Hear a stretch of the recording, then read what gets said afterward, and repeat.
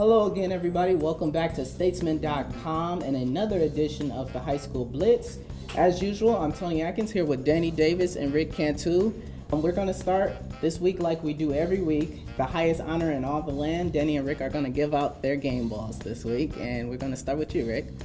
I'm going to give mine to Jake Miller, quarterback from Thorndale. He had 6 touchdown passes, 5 in the first half. They rolled over Ben Bolt. They're alive in the third round, and 6 TDs, 1 game. That's pretty good for a two-way school.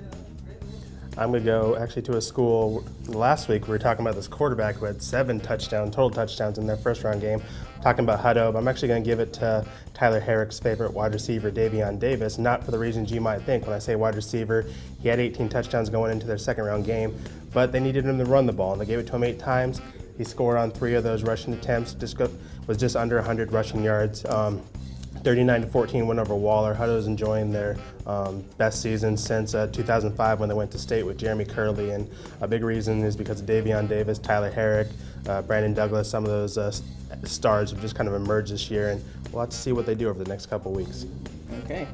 Next up, we're going to talk about what we learned this week. Rick, what did you learn? I learned that for some reason, Thomas Hutchings from Cedar Park continues to get overlooked upon by the college scouts. I'm here to let everybody know, Charlie Strong, you included, this guy is a stud football player.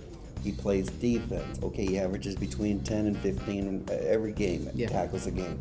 He gets 177 yards rushing the other day. The guy can do it all. They say he's undersized. I say he's just a born football player. So if you're a college scout and you need a really stud football player, look at Cedar Park, look at Thomas Hutchings.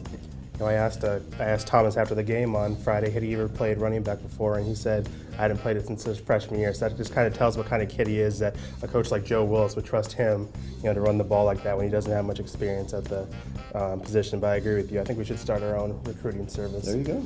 But what I learned, we're going to go up to Class 6A level. We had 4 teams in the playoffs, Class 6A playoffs last week. They all lost. Bowie, Lake Travis, Hendrickson was kind of blown out a little bit by Spring Westfield, and Round Rock lost a close one. And this area we have a ways to go before we can start competing at the 6A level. 6A used to be 5A. When 5A was established in 1980, we've only won 1 state championship, the Austin area. We've had a lot more success at 4A, 3A with Liberty Hill and LaGrange and some of the smaller schools, but for whatever reason, it's probably just because we're in the areas in tougher regions and gets tougher draws. There just hasn't been that success at the 5A level, and the Lake Travis loss to Spring was pretty surprising. They had some chances in the final minutes to close it out, but they just could not do it. And it's going to be interesting going forward to see how those programs, especially Lake Travis, with the success that it's had a few years ago, even though it has been about 3 seasons now, how they build those programs and how they become competitive, because second round exit is not something that we're used to covering. So it's a little surprising to see that this weekend. All right. Well, that's what the guys have learned this weekend.